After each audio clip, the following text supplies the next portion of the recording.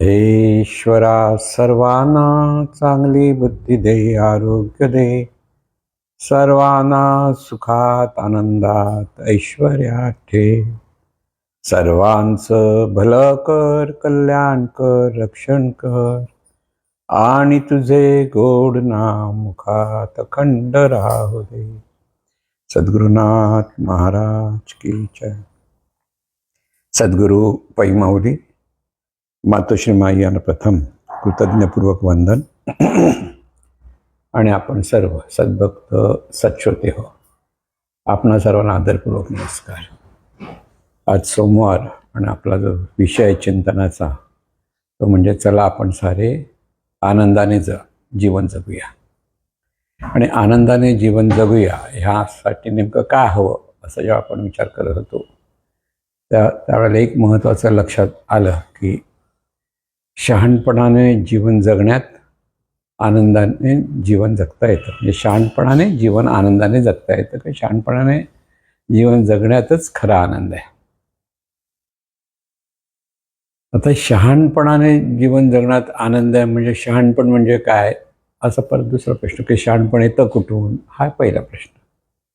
शहाणपण हे श्रवण, वाचन, मनन, चिंतन, उत्तम मार्गदर्शन आणि सारासार विचार करण्याची जी कुवत माणसाकडे निर्माण होते त्याच्यातून शहाणपण येतं. म्हणजे श्रवण, वाचन, चिंतन, मनन याच्यातून सारासार विचार करण्याची एक कुवत माणसाकडे येते की योग्य की अयोग्य, सार आणि आहे की असार. सार असं म्हणजे योग्य की अयोग्य, आपण जे करतो आहोत ते योग्य आहे की अयोग्य आहे याचा विचार जर माणसाने केला आणि त्याच्यात योग्य काही लक्षात ठेवून तो त्याप्रमाणे जीवन जगायला लागला तर तो शहाणपणाने जीवन जगतो.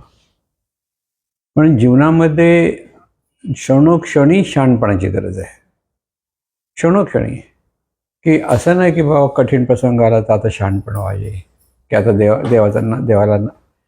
देवाचं नाव घ्यायला पाहिजे, असं नाही. तिथं कठीण प्रसंग आला मग देवाचं नाव घ्यायच्यापेक्षा आधीच देवाचं नाव घ्या. कठीण प्रसंग एवढा कठीण होणारच नाही. म्हणून शहाणपण प्राप्त होण्यासाठी सारासार विचार करण्याची कुवत माणसाकडे असली पाहिजे, योग्य आहे की अयोग्य आहे. आणि सर्वसाधारण माणसं तसा विचार करत नाहीत. सर्वसाधारण माणसं नुसती प्रतिक्रिया देतात आणि प्रतिक्रिया देण्यामध्ये बऱ्याच वेळा ती अयोग्य अशीच प्रतिक्रिया देतात. कारण अंतर्मनामध्ये जे संस्कार आहेत, अंतर्मनामध्ये जे विकार आहेत, त्या विकाराच्या अधिष्ठानावर बरेच लोक म्हणजे बहुतांशी लोक प्रतिक्रिया देतात आणि प्रतिक्रियातून तिथे कर्म चुकतं.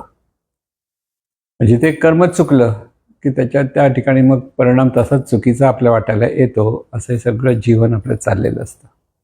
म्हणून छोट्या छोट्या गोष्टीमध्ये लवकर उठायचं की उशिरा उठायचं ही छोटी गोष्ट आहे. बघायला गेलं तर ज्याच्या त्याच्या पद्धतीने तो लवकर उठू शकतो किंवा उशिरा उठू शकतो, पण त्याचे 16 तास त्याने मात्र बरोबर वापरले पाहिजेत, ही मात्र व्यवस्थित लक्षात आलं पाहिजे. 24 तास प्रत्येक माणसाला परमेश्वराने दिलेले आहेत. तो श्रीमंत असो, गरीब असो, शहाणा असो की अन्नाडी असो, कोणी असो, अडाणी असो. त्यातले 8 तास त्याला झोपायचे आणि 16 तास, त्या 16 तासाचा नियोजन कसं करायचं इथे शहाणपण पाहिजे. नाहीतर 16 तास आपण असेच घालवतो आणि ते असेच फुकट घालवल्यामुळे आपल्याला जीवनामध्ये जे चांगले परिणाम मिळवायचे ते मिळाले पाहिजेत. पण लवकर उठायचं ही आपली भारतीय संस्कृती अशी आहे की लवकर उठा, पहाटे लवकर उठा, म्हणजे तेवढं जास्त वेळ चांगलं जीवन म्हणजे पुढच्या जीवनाचं प्लॅनिंग करायला, व्यवस्थित राहायला वेळ मिळतो. पण रशियाचा पुतीन 12 वाजता उठतो. अरे 12 वाजता उठतो म्हणजे काय? पण 12 वाजता उठतो पण रात्री 3:30 वाजेपर्यंत काम करत असतो. मग त्याचा दिवस तसा असतो, म्हणजे रात्री 3:30 वाजता झोपतो आणि मग 12 वाजता म्हणजे 8 तास त्याच्यात मॅनेज करतो. पण त्याच्यामध्ये सगळं रशियाचं कसं त्यांनी स्वतःचं सत्ता चालवायची आणि सत्तेपासून कसं एवढं सगळं रशियासारखं एवढं मोठं देश आहे तो चालवायचा कसा, लोकांचं कसं भलं करायचं किंवा लोकांकडनं कसं काम करून घ्यायचं, ह्याचं सगळं चिंतन, त्याचं सगळं कार्य तो 16 तासात करत असतो.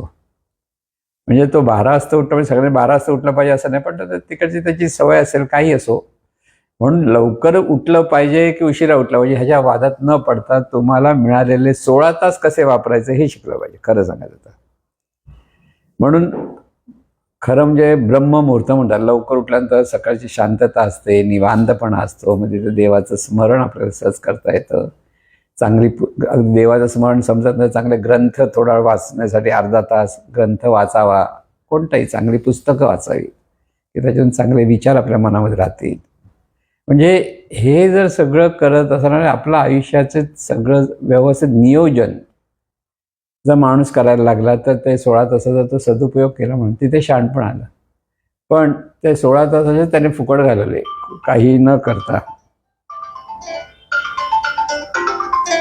काही न करता 16 तास असेच फुकट घालवले तर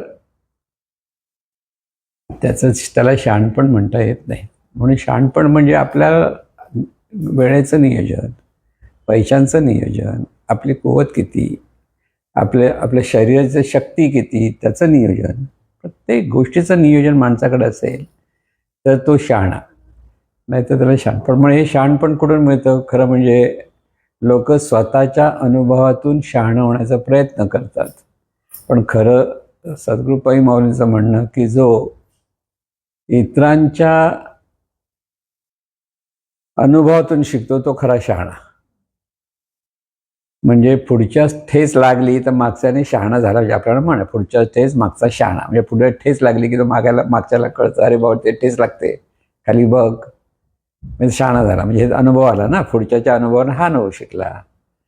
पण बरेच लोक तसे शिकत नाहीत, त्यांना स्वतःला अनुभव आल्याशिवाय आपण शिकणार नाही असंच वाटतं. आम्हाला अनुभव नाही, पण तो अनुभवाला वेळ लागतो की त्या अनुभवातून आपल्याला बऱ्याच वेळा कधी नुकसानही होतं.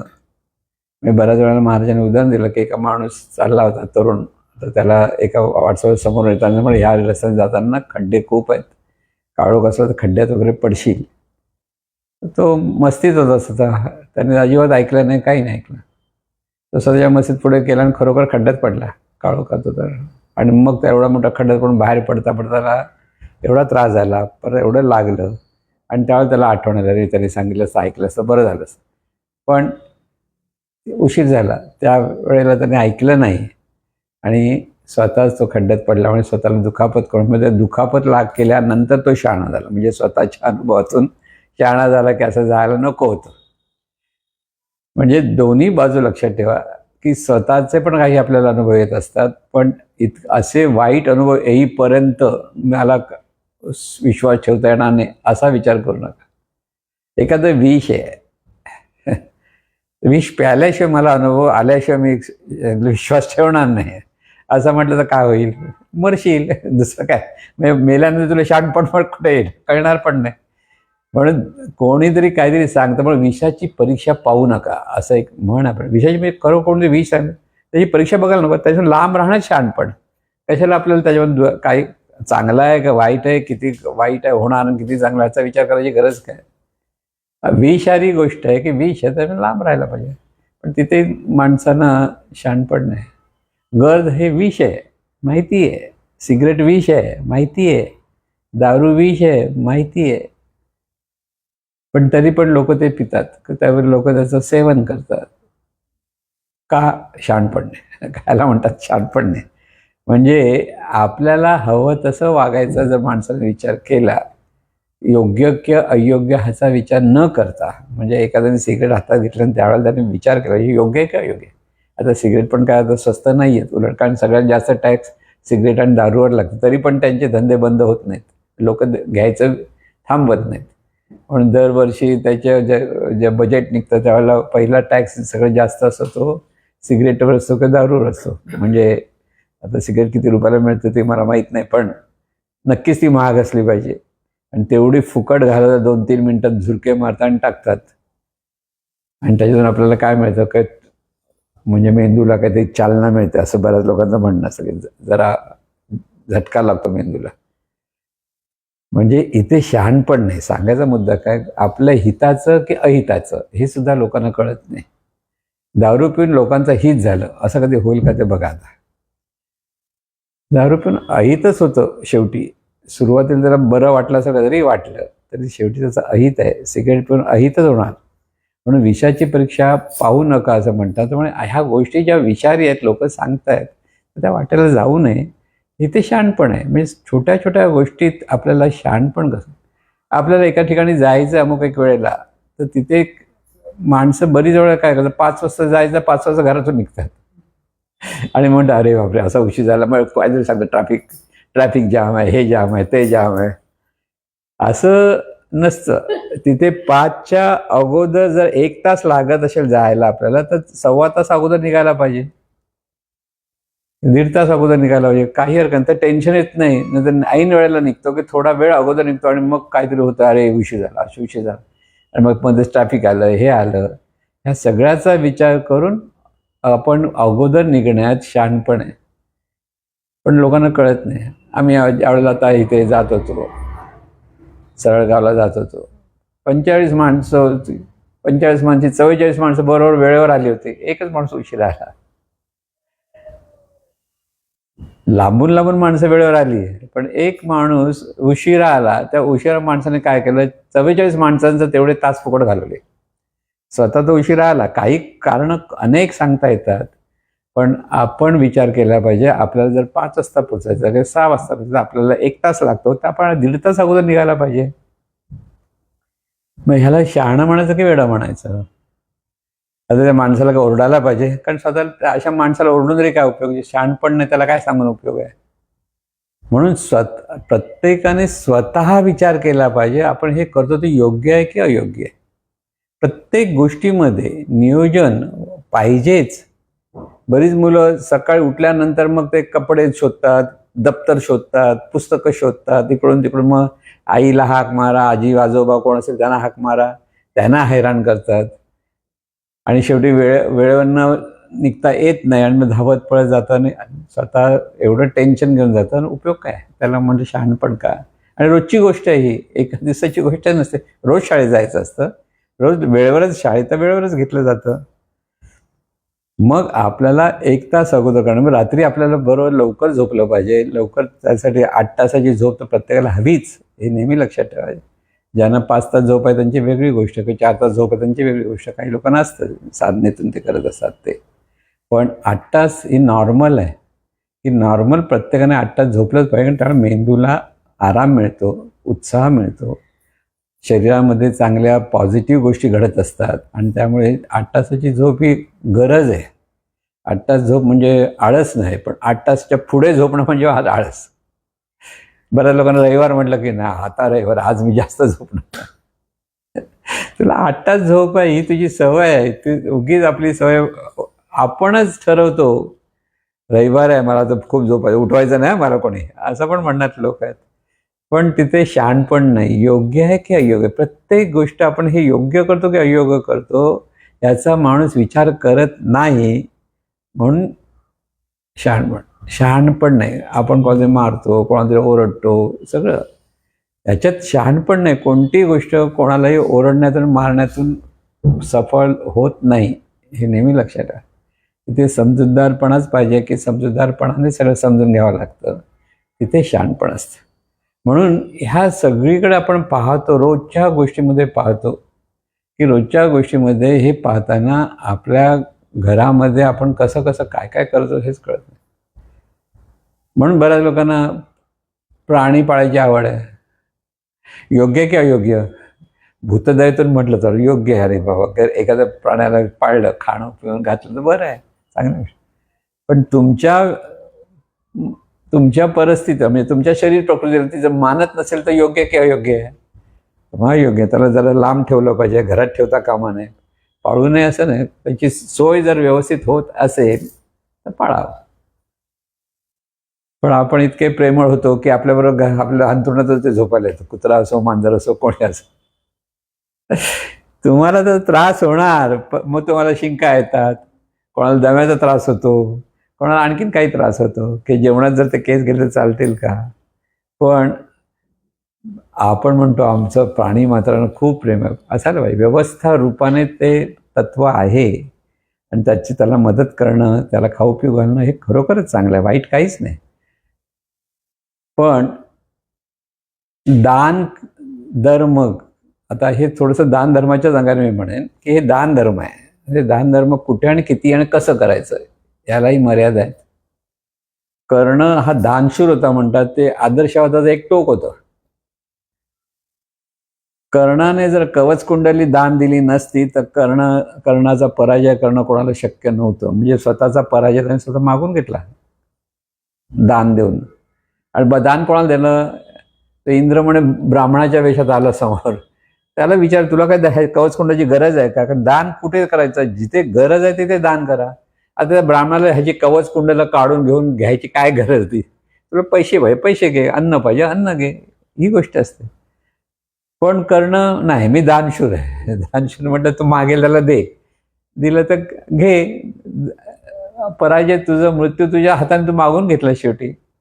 म्हणजे दान द्यायचं कुठे? गरज असेल त्याला. ज्याचं पोट भरलं त्याला मी तुला दान करतो, जेव जेव, आणि तुम्हाला नको तरी जेव जेव. असं दानशूरपणा उपयोगाचा नाही. म्हणजे शहाणपण म्हणून म्हणतो ना, ह्या सगळ्या गोष्टी. कर्ण शहाणा होता की वेडा होता? कारण म्हणजे तो हुशार होता. पण दुर्योधनासारखा मित्र, आता दुर्योधनाचा मित्र का झाला? कारण दुर्योधनाने त्याला राज्य दिलं, राजा करून टाकला एका दिवसात. मग त्याला कृतज्ञता होती. कृतज्ञता म्हणून त्या दुर्योधनाबरोबर राहायला हरकत नाही, पण दुर्योधनाच्या सगळ्या वाईट गोष्टी जायची गरज काय तुला? मग तिथे स्वतः चुकलंच ना. म्हणजे कसं होतं, संघ तसा रंग. म्हणजे कोणाचा संघामध्ये कसं राहायचं हे माणसाला कळत नाही. कारण तेवढं त्याला बॅलन्स साधता येणार नाही.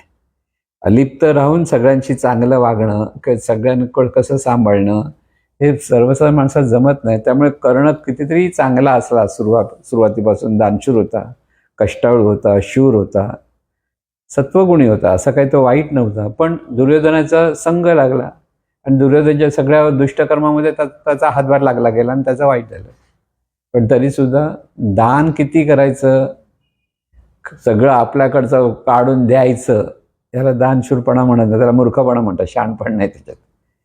तुमचं तुमच्याकडे व्यवस्थित ठेवा आणि त्याच्या जे जास्त आहे ते पण समोरच्याला खरोखर गरज आहे, ज्याला गरज नाही तिथे दान द्यायला जाऊ नका. कारण ते दान धर्मच होत नाही.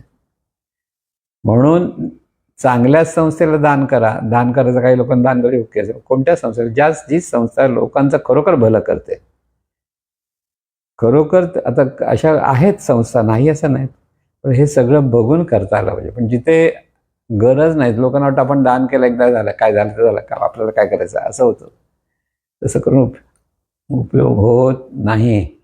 म्हणून शहाणपण क्षणोक्षणी, म्हणजे आपल्याला प्रत्येकाच्या घरामध्ये आपण जर पाहिलं तर ते भांडणतंटे का असतात? शहाणपण नसतं. उगीच वाद घालतो, उगीच एखाद्या शब्दाला शब्द वाढवतो, पण त्या शब्दातून आणखी दुसरे प्रतिशब्द येतात, पण त्याच्यातून भांडणतंटे किंवा दुःख निर्माण होतं. कारण ते शहाणपण नाही आहे. शहाणपण म्हणून म्हटलं, शहाणपण म्हणजे काय? आपल्याला कुठे, केव्हा, कसं वागायचं हे जेव्हा कळतं तिथे शहाणपण असतं. शहाणपण म्हटल्यानंतर प्रत्येक गोष्टी करताना त्या परिस्थितीशी कसं आपल्याला जुळवून घेता आलं पाहिजे. आणि हे जुळवून घेता ह्या ज्याला कळतं, ज्याला तडजोड करता येतं हे ज्याला कळतं, तो शहाणा असतो. कारण तडजोडीशिवाय समाजामध्ये तुम्हाला सर्वांना समजून घेता येणार नाही. मी म्हणतो तसंच वागेन, मी माझ्या पद्धतीने वागेन, मी सांगेन तसंच वागा, असं म्हणून समाज वागणार नाही. किती मोठा माणूस असेल, किती सत्ताधारी असेल, प्रत्येकाचे विचार, प्रत्येकाचा स्वभाव, प्रत्येकाला काय हवं काय नको, त्याची गरज, हे त्यातून त्याचं जीवन चाललेलं असतं. आणि त्यामुळे सगळ्यांना सांभाळून घेण्यात शहाणपण आहे. जिथे तडजोड करायची तिथे तडजोड करावी लागते. जिथे आपल्याला सांगायचं असेल तिथे सांगितलं पण पाहिजे. सगळ्या गोष्टी येतात. असं नाही की नुसतं गपचूप बसा तडजोड का, असंही नसतं. आणि म्हणून जीवनात आपण रोजच्या घटनेत, मी म्हटलं अशा घटना कितीतरी घडत असतात. मध्ये पाहतो तर काही मुलं एवढी थ्रिलिंग म्हणून असे वेड्यासारख्या वागतात, अगदी दरवाजा बाहेर लटकतात, कधी कधी भर स्टेशनात एकदम पटकन वेगाने असताना उतरतात किंवा चढतात. आता ह्या थ्रिलिंगचं काय म्हणायचं, याला ते शौर्य आहे का? तर मूर्खपणा आहे. जराशी टायमिंग चुकलं त्याचे हातपाय तुटणार, दुसरं काय होणार आहे. सटकला, कधी गाडीच्या खाली गेला पटकन त्या प्लॅटफॉर्मच्या हातून, सगळं त्याचं आयुष्य बर्बाद होऊ शकतं. म्हणून इथे शहाणपण काय, म्हणजे ह्याला काय थ्रिलिंग आणि अशी बरीच मंडळी आहेत की मोटरसायकल चालवतात, मोठ्या वेगाने चालवतात. मोहम्मद अलीचा जो ब्रिज आहे, तो जो थोडासा नागमोडी आहे, जे हॉस्पिटलपासून जो निघतो तो इथे बाहेर कापड मार्केटच्या जरा पुढे बाहेर पडतो, उतरतो. पूर्वी लोक तो रस्ता त्यावेळेस तसा मोकळा असायचा आणि त्यामुळे रात्रीच्या वेळेला वेगाने मोटरसायकल चालवण्याचं इतकं वेड होतं मुलांना, तरुण मुलांना. आणि त्याच्यात त्याचा वेगाच्या ह्याच्यात कधी कधी नागमोडी वळून त्यांच्या लक्षात न आल्यामुळे आपटले जायचे, ॲक्सिडेंट व्हायचे आणि मरण पावले. शेवटी तो मोटरसायकल लावायला तो रस्ताच बंद केला पोलिसांनी. खरं म्हणजे अगदी रस्ता चांगला व्यवस्थितच आहे, व्यवस्थित सांभाळून चालवायचा, कसलाच ॲक्सिडेंट होऊ शकत नाही.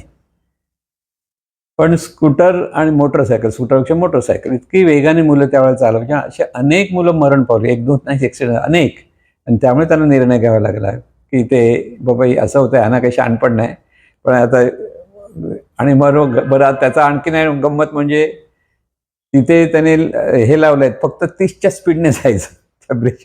आता मग गाडी 30च्या स्पीडने चालवायची म्हणजे विचार करा काय असेल.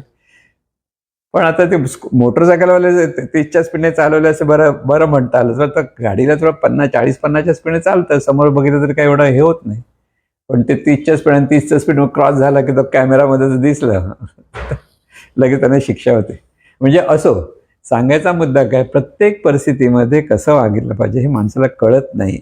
म्हणून प्रत्येक वेळेस स्वतः आपण विचार केला पाहिजे, हे योग्य आहे की अयोग्य आहे. म्हणजे ह्यालाच म्हणतात सारासार विचार. सार आहे की असार आहे, चांगला आहे की, म्हणजे परिस्थितीनुसार प्रत्येक वेळेला आपण योग्य अयोग्य आहे त्या परिस्थितीनुसार ठरवता येतं. आता मुंडे साहेब फूड अँड ड्रग कंट्रोलच्या इथे आयुक्तपदी आले आणि दुधामध्ये भरपूर भेसळ होते म्हणून आजच पेपर वाचला. आणि मग इतकी वर्ष होते ते कोण बघतच नव्हतं हे. त्याच्या अगोदरही अनेक आयुक्त होऊन गेले, त्याच्या अगोदरही फूड अँड ड्रग कंट्रोलचं मोठं ऑफिस आहे. आज अगदी शांततेने सगळं चाललंय. आणि आता हजारो लिटर दूध त्याच्यामध्ये विषारी पदार्थ घालून, म्हणजे 1 लिटर दुधाचं 3 लिटर करण्यासाठी पाणी घातल्यानंतर ते घट्ट होण्यासाठी त्यात कॉस्टिक सोडा, साबण वगैरे सगळे टाकतात. विचार करा, टाकणाऱ्याला तो म्हणतो ना, म्हणजे पैशासाठी काही वाटेल तसं माणसं करतात कमावण्यासाठी. ते काही शहाणपण नव्हे, ती एक गोष्ट झाली. लोकांना कसं कळणार, ते घट्ट दिसण्यासाठी, म्हणजे पातळ पाणी टाकलं पातळ दिसतं, मग ते घट्ट दिसण्यासाठी हे असं काही विषारी पदार्थ टाकत बसतात आणि ते लोक दूध पितात. हे काय आता मुंडे साहेब आल्यानंतर ते सगळं झालं नाहीये. ते दूध वर्षानुवर्ष तसं झालं, हजारो लिटरचे दूध पकडले गेले, त्यांच्यावरती आता काहीतरी FIR दर्ज झाले. पूर्वी काय झालं, मग इतकी वर्ष काय होत होतं, मग पुढच्या लोकांना कळत कसं नव्हतं. म्हणजे पूर्वी फूड अँड ड्रग कंट्रोल काही कामच करत नव्हतं. हाच त्याचा अर्थ झाला ना. म्हणजे ते शहाणपण कुठे आलं. गंमत घ्या की आता बरेच ज्यांचं दूधवाले जे असे भेसळ करत असतील त्यांचं नुकसान मात्र भरपूर झालं. मग ते मुंडे साहेबांना आता उचलायच्या मागे लागतील, परत वरून राजकारण धावा लागेल, त्यांना दुसऱ्या डिपार्टमेंटला बदललं की झालं, यांचं काम सुरू झालं. पण समाजाला हे कळलं पाहिजे की ते ही अनिष्ट गोष्ट आहे आणि याच्यातून लहान मुलं दूध पितात, मोठी माणसं पितात, गर्भवती स्त्रिया दूध पितात, वयस्कर माणसं दूध पितात आणि त्यात असं विषारी दूध प्यायल्यानंतर त्यांच्या शरीरावर किती वाईट परिणाम होणार.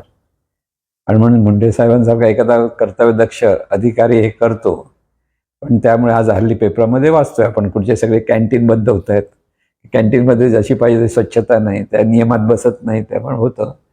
आणि म्हणून हे सगळं आता आयुक्तपदी असलेल्या लोकांचं, म्हणजे त्या ठिकाणी मुख्य असलेल्या लोकांचं जसं हे करत होतं त्या पूर्वीच्या लोकांना केलं असलं पाहिजे होतं, की करायला पाहिजे होतं. मग त्यांना कळत असून ते बघत नव्हते. एक बघायला गेलं तर हे पूर्वीच्या लोकांनी काय केलं हा प्रश्न कोणा अजून पडतच नाहीये. आता हे करतायत, म्हणजे आत्ताच चालू, आत्ताच होत नाही, पूर्वीपासून होत आहे. हे ते लोकांना शहाणपण नाही की आपण ह्या जगा विषारी पदार्थ घेऊन खूप पैसे मिळवण्याचा प्रयत्न करतात, त्याच्यातून त्यांचं भलं होणार आहे का. पैसे मिळतील पण जीवनात त्यांचं भलं होईल असं कधी होऊ शकत नाही की जेव्हा आपण जे सुखदुःख इतरांना देतो ते सुखदुःख बुमरँग होऊन आपल्याकडे परत येतं. हा निसर्गाचा अटळ नियम लक्षात ठेवून जीवन जगण्यात शहाणपण आहे, हे लक्षात ठेवा. म्हणजे हे पण लोकांना कळत नाही. त्यानंतर पैसे मिळवण्यासाठी आपण वाटेल तसं काही करू शकतो, पण बरीच मंडळी तशी करायला जातात. थोडे ते काही काळ त्यांच्याकडे भरपूर पैसा जमतो असंही होतं, आणि त्या लोभापोटी अनेक लोक तोच धंदा करायच्या मागे लागतात, आणि शेवटी सगळं हे भांडं फुटलं जातं, आणि मग त्यांना शिक्षा होते, कोर्टमध्ये जावं लागतं, जेलमध्ये जावं लागतं, सगळं करावं लागतं. मग तो सगळा मनस्ताप त्यांना तिथे करावा लागणारच. म्हणून इथे आपलं कर्म हे सत्कर्मच झालं पाहिजे, हा महत्त्वाचा मुद्दा लक्षात ठेवायचा. जीवनामध्ये रोजच्या जीवनामध्ये आपण विचार केला तरी इथे शहाणपण नाही, इथे शहाणपण नाही, इथे शहाणपण नाही असं होतं. म्हणून सर्वसाधारण माणसाला शहाणपणातून जीवन जगणं हे माहीत नाही, तर प्रतिक्रिया रूपाने जीवन जगतो. जे जे त्याला काय माहिती आहे त्या अधिष्ठानाचं प्रतिक्रिया देतो, बोलतो, चालतो, वागतो, आणि त्याच्यातून जीवनामध्ये तो दुःख निर्माण करतो.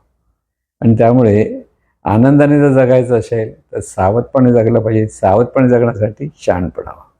आपण जे करतो ते योग्य आहे की अयोग्य हा विचार प्रत्येक वेळेला माणसाने केला पाहिजे. म्हणून प्रत्येक वेळेला हे करताना जीवनातल्या अनेक अंगाने आपण पाहतोय. कारण मी हे का विषय घेतला आहे, तर बऱ्याच लोकांना ह्या साध्या गोष्टी कळत नाहीत. वेळेवर गेलं तर वेळेवर गेलंच पाहिजे, जे नियोजन केलं पाहिजे नियोजन केलंच पाहिजे, दिवसाचं नियोजन आपण केलंच पाहिजे, नाही कळत. अगदी हुशार मंडळी, चांगली शिकलेली मंडळी, सुशिक्षित मंडळी, त्यांना असं वेळेवर सगळ्या गोष्टी झाल्या, अगदी शेवटच्या आणि धावत पळत काहीतरी करायचं, आणि मग झालं म्हणून हाऊ करत बसायचं. असाच प्रकार आपण जेव्हा पाहतो मुलांच्या बाबतीत पण सुद्धा, अभ्यास करणं हे शहाणपणाचं आहे, योग्य आहे, पण तिथेच कंटाळा करतात, तिथेच टाळाटाळ करतात, आणि मग परीक्षेच्या वेळेला अगदी दिवस जवळ आले की अभ्यास करायच्या मागे लागतात, आणि त्यातून खूप यश मिळेल अशी अपेक्षा करतात. हे शहाणपणाचं आहे की मूर्खपणाचं आहे? म्हणून आपण प्रत्येक क्षणोक्षणी काय काय करतो आहोत हे सतत लक्षात. नियोजन, जसं दिवसाचं नियोजन तसं आयुष्याचं नियोजन करता आलं पाहिजे माणसाला. पुढच्या आयुष्याचं नियोजन म्हणजे जी सुखसोयी ज्या पद्धतीने आपण जगतो आहोत त्याच पद्धतीने जगण्यासाठी पैशांचं सेव्हिंग असणं फार महत्त्वाचं आहे. आज पैसे भरपूर उडवले आणि मग नंतर हातात काहीच राहिलं नाही तर काय होईल? शहाणपण नाही. मध्ये एक स्त्री, ती मोठी ॲक्ट्रेस होती आणि रस्त्यावर भीक मागत होती. तिचे 2 भाऊ चांगले मोठे संगीतकार आहेत. जेव्हा तर कोणी बघितलं आणि कळलं तेव्हा तिला घेऊन, कारण तिच्या मनावर इतका परिणाम झाला, काही अनिष्ट गोष्टी घडल्या असतील, कारण ती मोठी चांगली गायिका होती, चांगली मोठी ॲक्ट्रेस, हिरोईन होती, पण पैसा सांभाळता आला नाही, आणखीन काही गोष्टी त्या घडल्या असतील, आणि त्यामुळे भ्रमिष्ट झाल्यासारखी झाली आणि रस्त्यावर भिक्षा मागायची वेळ आली. असं का होतं? शहाणपणे. लक्षात घ्या, आपण जे करतो आहोत आयुष्याचं नियोजन करता आलं पाहिजे हे लक्षात. आज यश मिळतं, आज भरपूर पैसा आहे, मग तो कसाही उडवायचा. अगदी काही वर्षांपूर्वी कौन बनेगा करोडपतीमध्ये एका तरुण मुलाला 5 कोटी रुपये मिळाले. म्हणजे हुशार किती होता, सगळ्या प्रश्नांची उत्तरं दिली. आपण म्हणतो हुशार आहे, पण शहाणा नव्हता. का? 2 वर्षांनी त्याला बघायला गेले तर 2 वर्षांनी तो कफल्लक झाला होता. 5 कोटी रुपये मिळालेले 2 वर्षात त्याचे सगळे उडवून टाकले त्याने. म्हणजे तो शहाणा कसा म्हणता येईल? म्हणजे हुशार होता पण शहाणा नव्हता. प्रश्नाची उत्तरं दिली त्याने, खूप चांगली प्रश्नाची उत्तरं. केवढं कौतुक झालं तर रे, असं कसं आहे, कुठेतरी एखाद्या गावावरून आलेला होता. 5 कोटी मिळाल्यापैकी त्याच्या हातात कितीतरी कोटी आले असेल, इन्कम टॅक्स कट झाला असेल, पण त्याचं नियोजन कसं करायचं त्याला कळलंच नाही. तर त्याच मस्तीमध्ये राहिला आणि शेवटी परत कफल्लक झाला.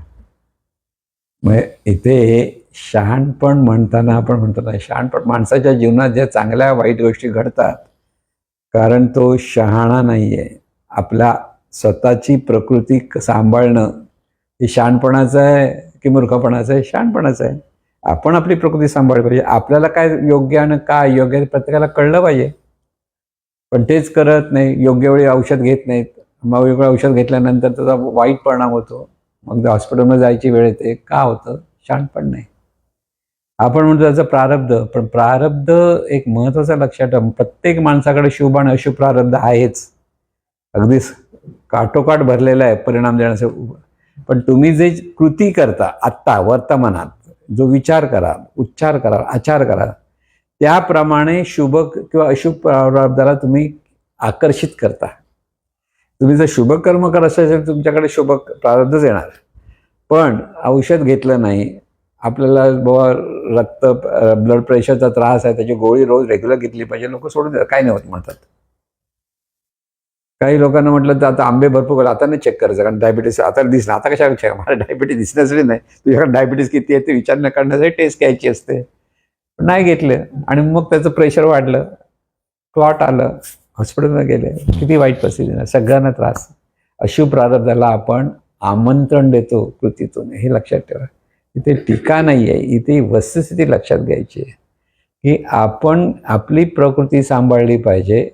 त्यासाठी योग्य तो व्यायाम आपल्याला केला पाहिजे, योग्य त्या सगळ्या गोष्टी आपल्याकडनं झाल्या पाहिजेत. तिथे माणसाने स्वतःकडे त्या पद्धतीने पाहायचं असतं. पण शरीर प्रकृती आपल्याला काय पचतं आणि काय पचत नाही ह्याचा प्रत्येकाला कळतं, पण कळल्यानंतरही आपण वळत नाही, परत तसंच काहीतरी करत बसतो आणि शरीर प्रकृती बिघडून घेतो.